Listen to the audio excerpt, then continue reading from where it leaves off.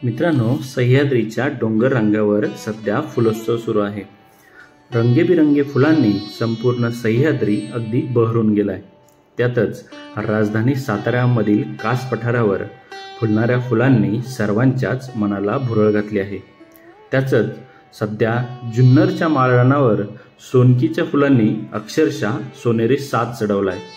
त्याचबरोबर कुमुदची पांढरेशुभ्र फुलांचा गालिचा मनाला मोहून टाकणारा आहे.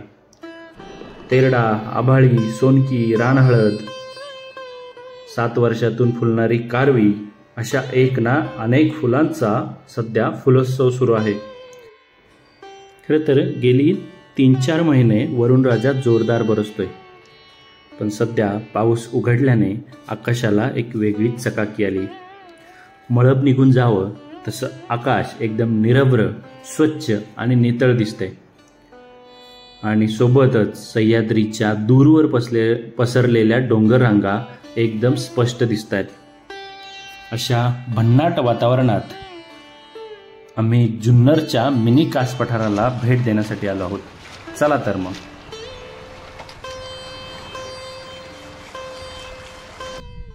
मित्रांनो, स्वागत आहे आपलं आडवाटा एक रमणीय प्रवास या आपल्या आवडत्या यूट्यूब चॅनलमध्ये. खरं तर आपली नेहमी आडवाटेवरची भटकंती सुरू असते आणि सध्या पावसाने थोडी विश्रांती घेतली आहे. वरुणराजा थोडासा थांबला आहे आणि आपली भटकंती जुन्नरच्या पश्चिम पट्ट्यात सध्या सुरू आहे. खरं तर ह्या शरद ऋतूमध्ये अनेक फुलांनी हा संपूर्ण सह्याद्री अगदी बहरलेला आपल्याला दिसतोय. त्याच्या सौंदर्यात नक्कीच ही फुलं भर टाकतात. आज अशीच एक आगळीवेगळी फुलं पाहण्यासाठी आपण या पश्चिम पट्ट्यात येऊन पोहोचलोय. तुम्ही माझ्या मागे बघू शकता, अतिशय सुंदर व्हाईट कलरची पांढरी शुभ्र फुलं आपल्याला फुललेली दिसत आहेत. या फुलांचं नाव आहे कुमुद.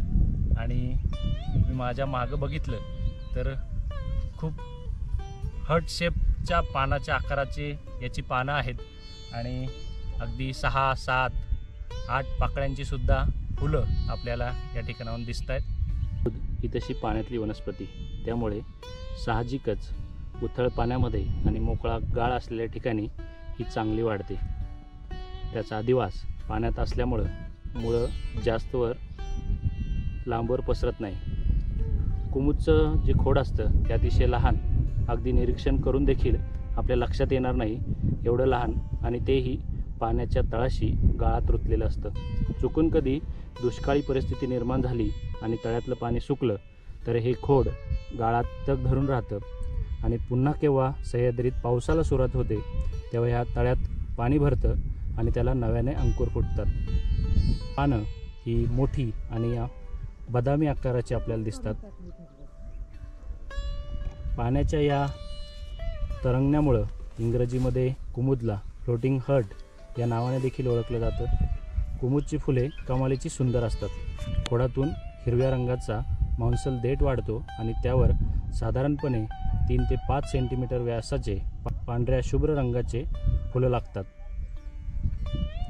या फुलांचं विशेष म्हणजे अनेक मधमाशा या फुलावर गुजरण करत मधुरस गोळा करत असतात. तर चला, अजून सह्याद्रीत आपल्याला कुठली कुठली फुलं भेटत आहेत ती बघूया.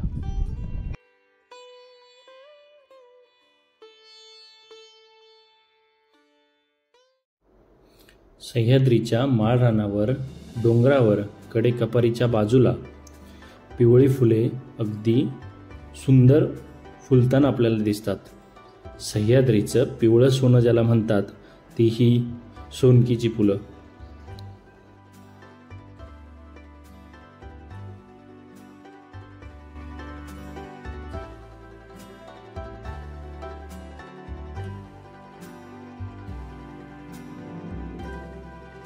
सोनकीची फुलं फुलायला लागली की सह्याद्रीला एक सोनेरी साज चढवला असाच भास होतो.